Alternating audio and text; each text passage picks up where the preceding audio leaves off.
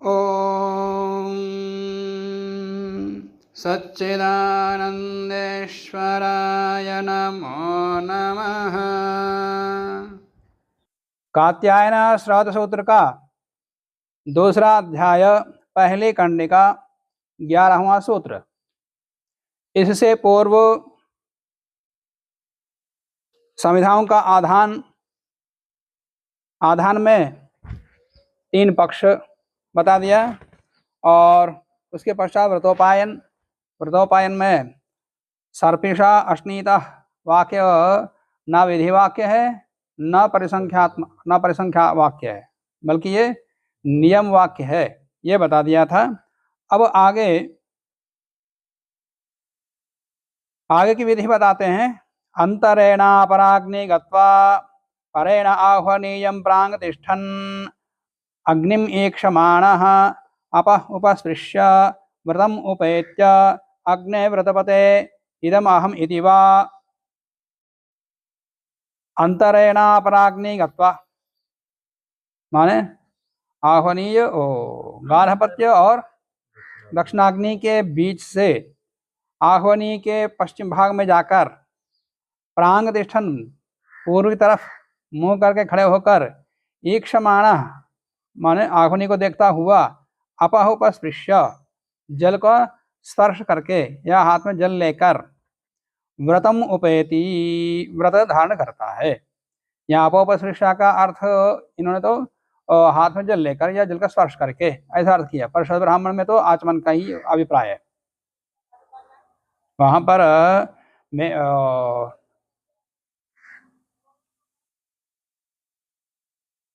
मेध्या वा आपः मेध्यो भूत्वा व्रतम उपायानि ऐसा आता। अमेध्यो वही पुरुषः यद अनृतम वदति। पुरुष अनृत बोलता है, सत्य बोलता है, इसलिए वो अपवित्र हो जाता है। उस अपवित्रता को हटाने के लिए मेध्या वा आपः जल, आपः का अर्थ यद्यपि वेद है, वेद का ज्ञान है, पर प्रतीक के रूप में जल, तो जल आपः पवित्र है, उससे तेन पोतिरंतरतः जो अनृत संभाषण सत्य भाषण से अंतरात्मा आत्मा जो अपवित्र हुआ उसको वो जल से आचमन करके पवित्र करता है। तो मेध्यावा आपा मेध्यो भूत्वा आचमन करके मेध्यो होकर के व्रतम उपायानि व्रत को मैं धारण करूं ऐसा बोलता। तस्माद् वा अपाह उपस्पृशति, इसलिए वो जल का स्पर्श करता, माने मैं आगे पवित्र होकर के आगे व्रत का धारण करूं, इस उद्देश्य से जल का स्पर्श करता था। जल का वहां अंतःकरण से शुद्ध करना, आत्मा को शुद्ध करना, इसके लिए आचमन ही वहां अभिप्राय है। यहाँ याग में जो अपंग उपस्थित वहाँ पे आचमन करेंगे या फिर जल का? इन्होंने तो कात्यायन में तो ये व्याख्याकार तो स्पर्श ही लिया। आपस्तम में 2 पक्ष लिया है कि आपः आचमति उपस्पृशति वा। उपस्पृशति से अर्थ वहां अलग ही आचमन से अलग पक्ष ले लिया उन्होंने। आचमन करें या स्पर्श करें, और व्रत संकल्प में प्रायः हाथ में ऐसा जल लिया जाता है, फिर बाद में जल छोड़ दिया जाता है व्यवहार में, तो वही स्पर्श रहते हैं। या आचमन का शर्व ब्राह्मण के अनुसार तो आचमन ही अभिप्रेत है। अग्ने व्रतपता इस मंत्र से, अथवा इदमः इति वा इस मंत्र से, माने अग्ने व्रतपते व्रतम चरिष्यामि तच्छकेयम तन्मेराध्यताम इस मंत्र से ग्रहण करें, अथवा इदमः अमृता सत्यम उपमी इस मंत्र से। ये 2 मंत्र है। अब इसकी व्याख्या करते हैं। यजमानो गार्हपत्य दक्षिणाग्न्यो अंतरालेन गत्वा, यजमान गार्हपत्य और दक्षिणाग्नि दोनों ही आह्वनी के पश्चिम में रहते, इसलिए यहाँ पर अंतरेण अपराग्नि कहा। अपराग्नि तात्पर्य अपराग्नियों, पश्चिम में रहने वाले अग्नियों के बीच से, तो यहाँ अपराग्नियों हो ऐसा होना चाहिए था, षष्ठी का दिवस होना चाहिए था, पर द्वितीय विभक्ति कर दिया। अंतरांतरेण युक्त द्वितीय से द्वितीय विभक्ति हो गई, तो अंतरेण अपराग्नि ऐसा हो गया द्वितीय विभक्ति द्विवचन। तो उसी का अर्थ बता रहे हैं कि गार्हपत्य दक्षिणाग्न्यो अंतरालेन गत्वा, उन दोनों के बीच से जाकर आह्वनीय से पश्चात आह्वनी के पीछे प्रांग मुखातिष्ठन पूर्व की ओर मुंह कर खड़े होकर के अग्निम पश्यन गार्हपत्य अग्नि को देखता हुआ अग्नि का आधान का कर लिया और समिधा का आधान भी कर दिया। तो उसको देखता हुआ उदकम स्पृष्ट्वा, जल का स्पर्श करके, माने आचमनी का अभिप्राय ठीक है, आचमन करके सत्यवदनादि रूपम व्रतम, सत्यवदनादि, अब मैं सत्य ही बोलूंगा, ऐसा संकल्प के साथ व्रत धारण करता है। अग्ने व्रतपता इति मंत्रेण या इदम अहम अनृतादि मंत्रेण व गृह्णीयात्, ये सूत्र का अर्थ बता दिया। अब अपनी ओर से बताते हैं, इदह प्रभृति, यहाँ से लेकर आगे आकर्म समाप्ते, कर्म के समाप्ति तक सत्यमेव वदनीयम, सत्य ही बोलना चाहिए, इत्यादिकम नियम परिगृह्णाति इत्यर्थः, ये नियम ग्रहण करता है। जैसे हम यहाँ पे करते हैं तो आवनीय के पास जाकर हाथ में जल लेके फिर संकल्प करते हैं व्रत के लिए। हम यहाँ पे करते हैं तो आवनीय के पास जाके हाथ में जल लेके फिर मंत्र बोलते हैं। तो ना आप ऊपर स्पर्शन करते हैं ना आचमन करते हैं। जल में हाथ में स्पर्शी तो है, वो स्पर्शी ही है, तो हम ऐसा स्पर्श करके छिड़कना ऐसा नहीं है, हाथ में जले उसके बाद छोड़ दिया। संकल्प लेने में आचमन करेंगे, संकल्प लेने में संकल्प का अलग है, संकल्प में तो जल का स्पर्श है, यहाँ पे करें आचमन से करें, यहाँ व्रत धारण में आचमन।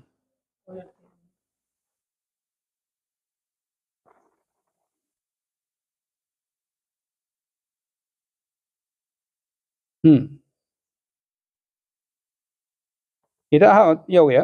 अत्र मंत्रवर्णादेव ईक्षणस्य प्राप्तत्वेपि अग्ने व्रतपते, वो कहा हे अग्ने, ऐसा संबोधन कर रहा है, तो संबोधन देखे तो संबोधन करेगा, तो अग्नि का संबोधन करके ही मंत्र का उच्चारण कर रहा है, तो अग्नि का ईक्षण अपने आप मंत्र लिंग से ही प्राप्त हो रहा है, तो यहाँ फिर अलग से विधान करने की आवश्यकता है कि अग्नि को देखता हुआ।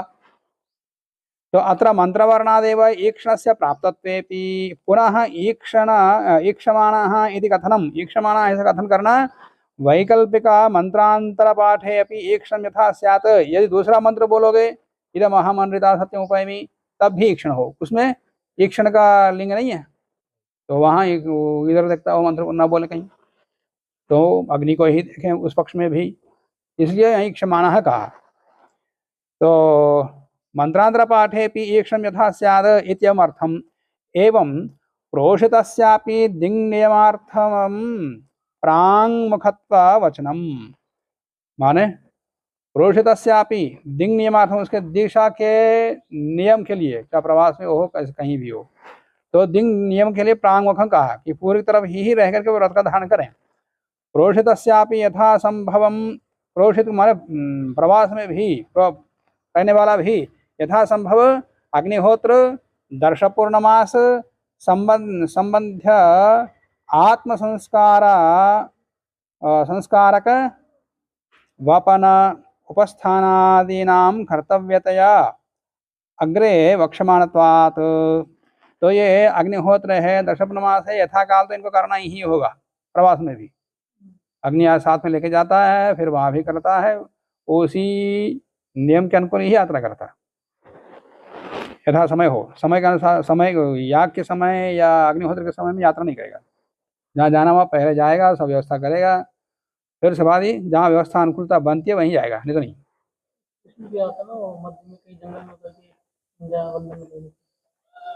वो अलग है, ये स्रोत का अलग है, संध्या अग्निहोत्र तो वो सामान्य है, वो स्मार्त है, स्रोत का अलग है, ये तो आहित अग्नि को ही साथ में लेके चलना पड़ता है इनको, जो एक बार आधान हो गया उसी अग्नि को साथ में लेके चलना पड़ता है, और स्मार्त अग्नि को जहाँ चाहे वहां पर अग्नि को प्रज्वलित कर सकते, फिर उसमें अग्निहोत्र कर सकते, इसको ऐसा नहीं कर सकते ना, जो श्रोत अग्नि का आधान कर दिया उनका अग्निहोत्र अलग है। और अग्नि साथ में ले जाना संभव ना हो तो वो क्या करता है, अग्नियों को अरण्यों में समारोपित करता है, फिर अरण्य को संभाल कर ले जाता है, फिर वहाँ अग्नि मंथन करता है, फिर अग्नि का आधान करता है, फिर उसके पश्चात याग करेगा, यह अग्निहोत्र करेगा।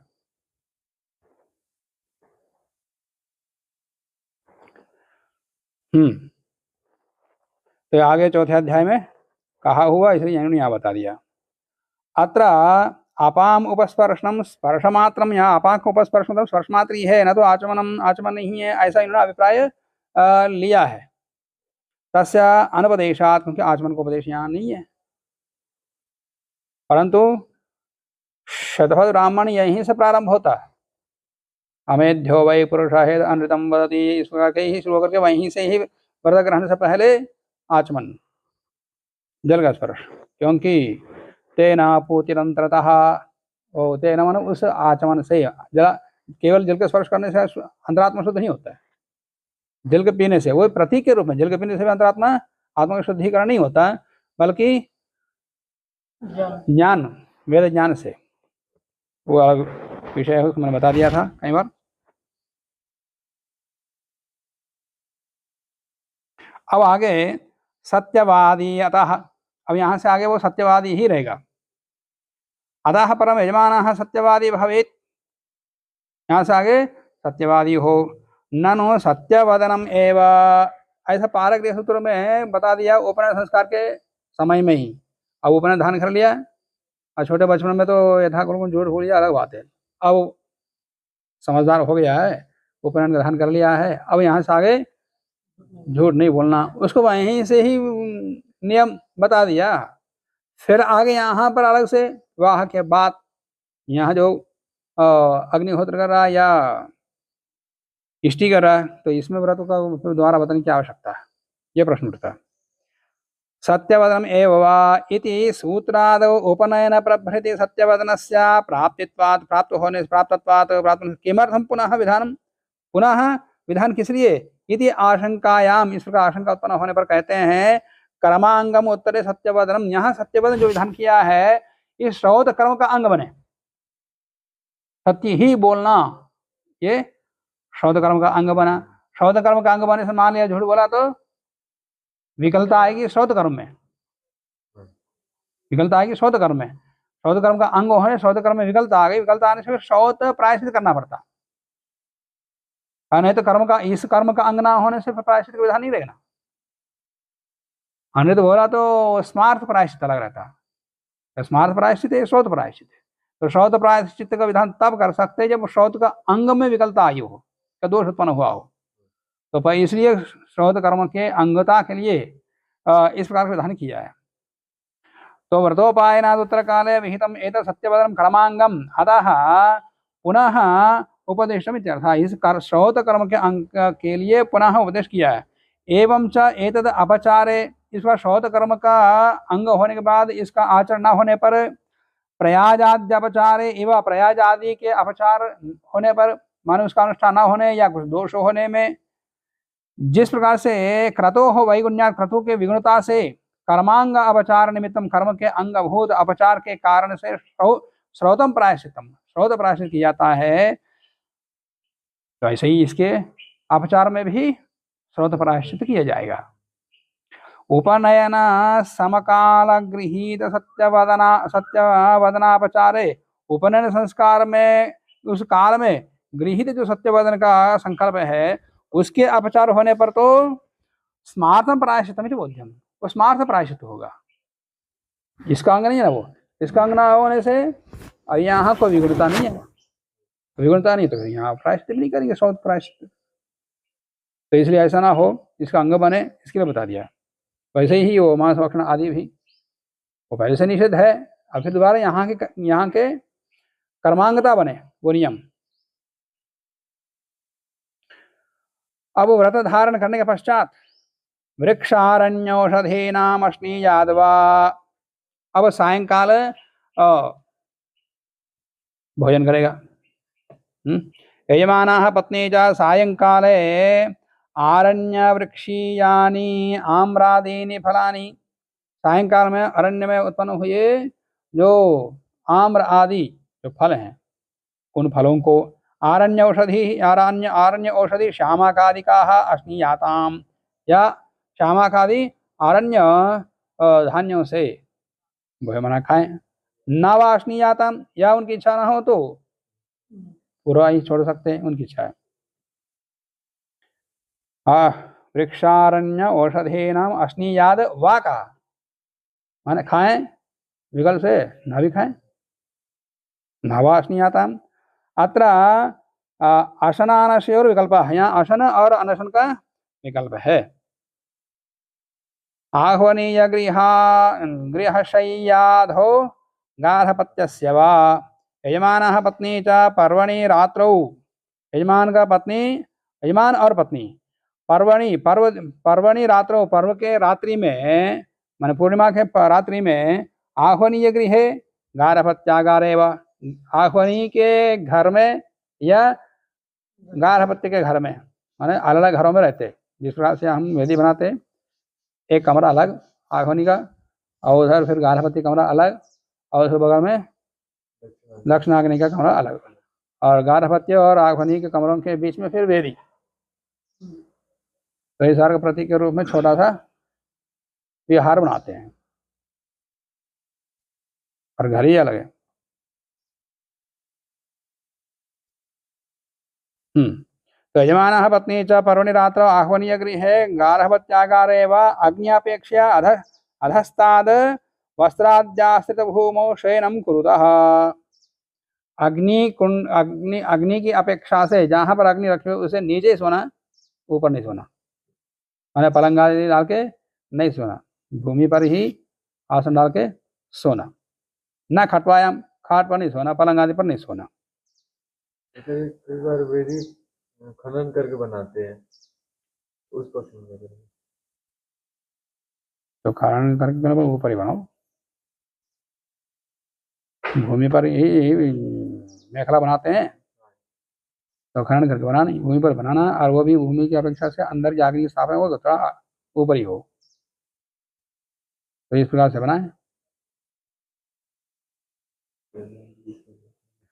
आपस्तंभ में तो कि वहां पर अग्नि की अपेक्षा से नीचे सो जाए अथवा ना सो जाए, जागरण करें, उनकी इच्छा। तो पूरी रात जागना चाहें जाग सकता है, सोएगा ही नहीं।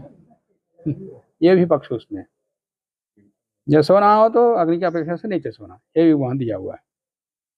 सद्यो व प्रातः, ये तो पूर्व दिन का कृत्य कितना हो, या पंचभूत संस्कार और अग्नि का व्यवहार, अग्नि स्थापना और अग्न्यावाधान, व्रत ग्रहण, व्रत ग्रहण के बाद फिर सायंकाल आसन, फिर सायंकाल सोना, यहाँ तक पूर्व दिन है।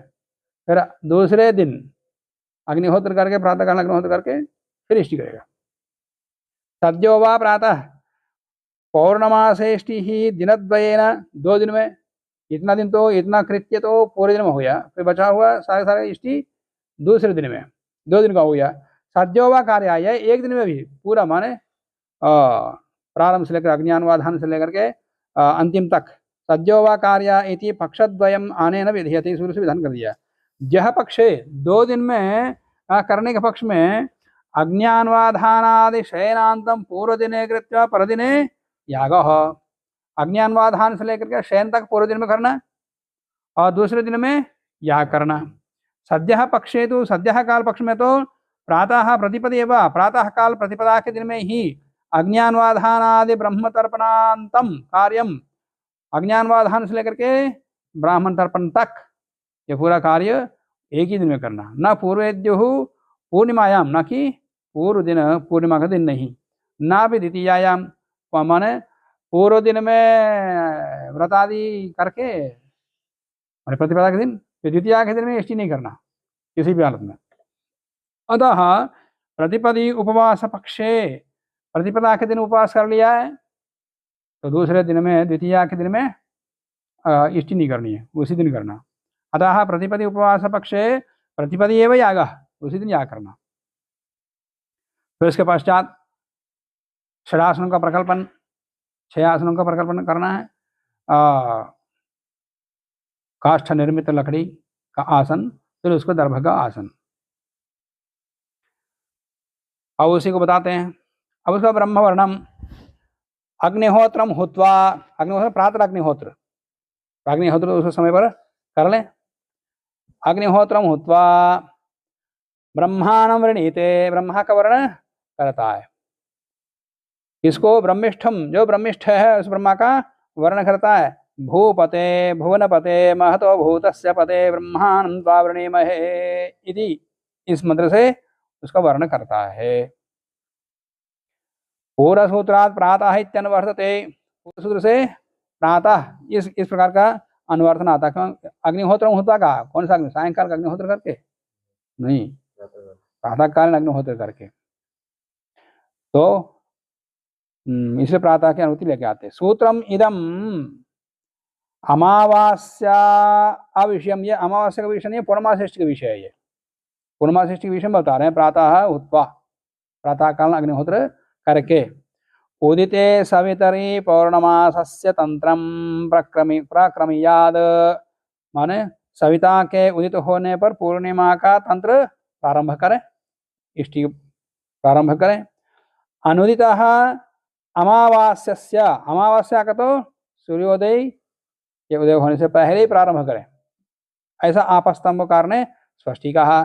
यदि शास्त्रात् सूर्योदयाद पूर्वमेव दर्शेष्टे है आरंभ विधानात्, वहां तो सूर्योदय से पहले ही दर्शेष्टि का आरंभ करने के लिए कहा है, इसलिए प्राग्निहोत्र होता ये वचन दर्शेष्टि के लिए नहीं है।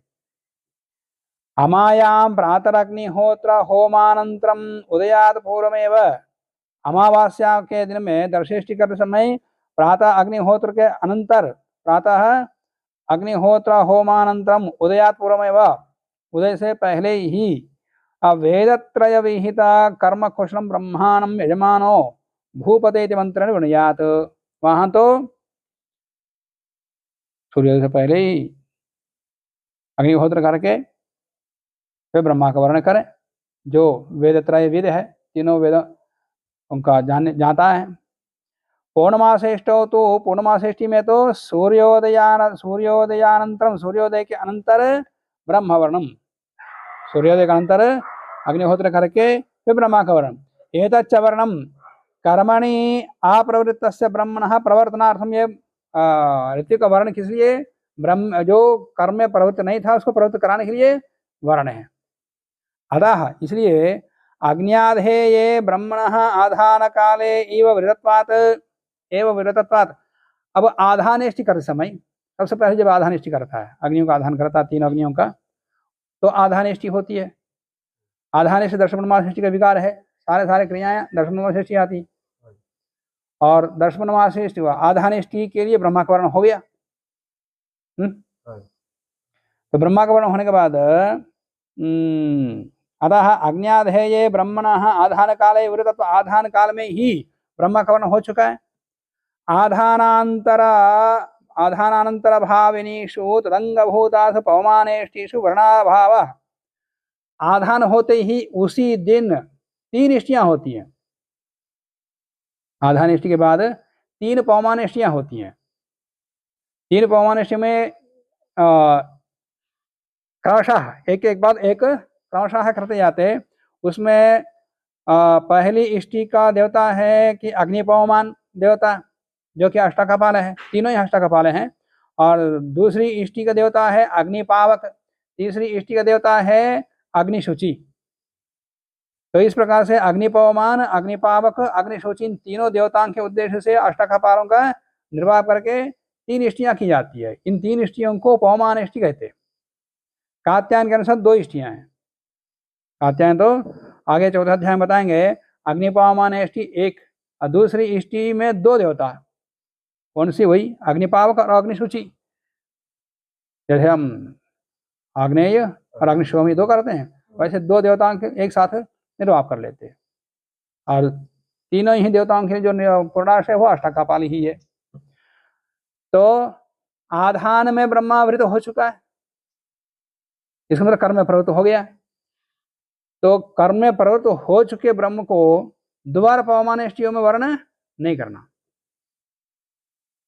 क्योंकि वर्ण उसी के लिए है जो कर्म में प्रवृत्त नहीं था, उसको लिए उसको वर्ण किया जाता है। जब वृत्त हो चुका है और उसके ही आधानेष्टि के अंग के रूप में 3 इष्टियां और की जा रही हैं, तो इसलिए वहां पर ब्रह्मा का वर्ण नहीं होगा, बस वही बता रहे हैं।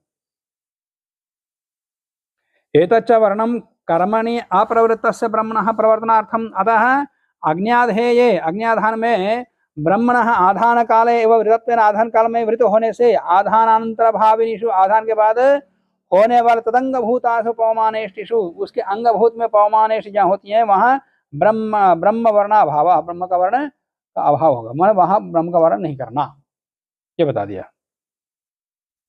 एवं सोमयाग में भी ऐसा ही है। सोमयागे संकल्पानंतरम में ब्रह्मणा वृतत्वात् सोमयाग के अंग के रूप में अपरवृत ब्रह्म का वर्ण हो चुका है। होने के बाद अब उसमें बहुत इष्टियां होती हैं, प्राय पहले ही दिन से इष्टियां एक दूसरे को होती रहती, तो हर इष्टि में वर्ण नहीं करेगा क्योंकि उसको वृत हो चुका वो।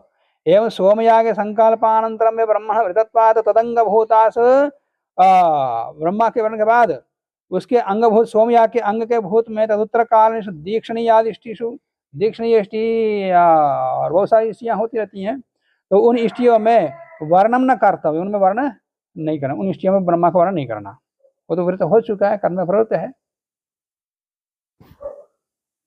तो वृत होने के बाद उसका वर्ण होने के बाद वृतो ब्रह्मा वर्ण किया हुआ ब्रह्मा वो जप करेगा। अब जब मैंने उपासना रूप में मंत्र का पाठ करेगा, अहम भूपतिरहम भुवनपति अहम महतो भूतस्य पतिः भूर्भुवः स्वरदेवा सवितरेदं त्वा वृणते बृहस्पतिं ब्रह्माणं तदहं मनसे प्रब्रवीमि मनो गायत्र्यै गायत्री दृष्टुभे दृष्टुभ जगत्यै जगत्यनुष्टुभे अनुष्टुभ प्रजापतये प्रजापतिर्विश्वेभ्यो देवेभ्यो बृहस्पतिर्देवानां ब्रह्माहं मनुष्याणाम् इति। इस प्रकार मंत्र का जप करता है। मैं तो ऊंचे स्वर में बोला हूं, जप करता है। भूपतः भूपते इति वर्ण मंत्रोच्चारणानंतरम, जब यजमान भूपते इस प्रकार का वर्ण का मंत्र का उच्चारण करता है उसके बाद ये जप करेगा। इसलिए वृतो जपति, वृत होने के बाद इस मंत्र जप करता है। भूपते इति वर्ण मंत्रोच्चारणानंतरम ब्रह्मा अहम भूपते इति मंत्र पठेत न तो ब्रह्मा यजमान उभावपि एक काले पठेताम, कर्ता अलग अलग है तो एक साथ मिलकर बोल सकते हैं ना, इस प्रकार आशंका हो सकती है। इसलिए ब्रह्मा यजमान बोलने के बाद इसको बोलना। कर्तृभेदात् कदाचित युगपत् पाठः प्राप्नुयात्, कर्तृ के भेद से कर्ता के भेद से युगपत् पाठ की संभावना हो सकती है, इसलिए तन निषेधार्थम इदम, इसके निषेध के लिए उसके वृत होने के बाद ये बोलना, ऐसा कहा। ब्रह्म वर्णाभावे, ब्रह्मा का वर्ण यदि नहीं है, पौमान इष्टियादियों में दीक्षणीय इष्टियादियों में ब्रह्मा का वर्ण नहीं होता, तो वर्ण नहीं होते जब भी नहीं होगा। फिर एक बार हो गया जप हो गया, फिर उसके बाद बार बार ना वर्ण हो रहेगा, वर्ण नहीं करेंगे, जब भी नहीं होगा। तो ब्रह्मणः वर्णाभाव, ब्रह्मा का वर्णाभाव होने से पौमानेष्ट्यादो जपस्याप्य अभाव, जप का भी अभाव होगा। तो जो जो इस प्रकार विधान कर रहे हैं यहाँ होता बता दिया, और कहाँ कहाँ नहीं होगा वो भी साथ में बता देंगे, फिर वहाँ नहीं बताएंगे, फिर इसका अभाव होगा। जब ब्रह्मा का वर्ण करना है आदि आदि, फिर महाप्रयोग में नहीं, जहाँ वहाँ अपेक्षित है बस वही क्रिया बताएंगे, और जो जो नहीं होना चाहिए वो यहाँ बता दिया। वाचस्पते यज्ञं गोपाय इत्याह। अब उसके बाद यजमान बोलता है, वाचस्पते इति प्रेषम ब्रह्माणम उद्देश्य ब्रूयात, ब्रह्मा को उद्देश्य करके, ब्रह्मा जब जप कर लिया तो ब्रह्मा को उद्देश्य करके ये मंत्र बोलता है, वाचस्पते यज्ञं गोपाय, हमारे यज्ञ की रक्षा करो, ऐसा बोलता है। ब्रह्माण उद्देश्य ब्रूयात। अयम च प्रेषा है, ये प्रेष अदृष्टार्थत्वात्, ये दृष्ट प्रयोजन नहीं है, दृष्ट प्रयोजन अदृष्ट प्रयोजन है, तो अदृष्ट प्रयोजन होने, ब्रह्मा का वर्ण ना होने पर भी प्रेष देना पड़ेगा। तो प्रेष अदृष्टार्थत्वात् वर्णाभावेपि, वर्ण का अभाव होने पर भी दीक्षणीयादिषु प्रवर्त, दीक्षणीय इष्टि में पौमान इष्टियों में ये प्रेष तो होगा, जपादी तो नहीं होगा, पर ये होगा। तो वर्ण नहीं करेगा, जब भी नहीं होगा, परंतु सीधा ब्रह्मा को बोलेगा कि वाचस्पते यज्ञं गोपाया, बस इतना बोलेगा। अब बोलने के बाद ब्रह्मा क्या बोलेगा, गोपायामी, ऐसा बोलेगा। और यहाँ नहीं बताया, वो अपना उत्तर देगा। अपरेण वा आह्वनीयं दक्षिणातिक्रामति, अब वृत होने के बाद ब्रह्मा उठ करके अपने स्थान पर जाएगा, ब्रह्मा को उपवेशन होगा। अपरेण वा आह्वनीयम, माने आह्वनी के पूर्व भाग से या आह्वनी के पश्चिम भाग से जाकर के अपने दक्षिण में विद्यमान अपने आसन पर बैठेगा। आह्वनीयस्य पश्चिम मार्गेण पूर्व मार्गेण व ब्रह्मा दक्षिणस्यां दिशि उपवेशनार्थम स्वस्थानं प्रति गच्छेत, अपने स्थान पर प्रति जाएं।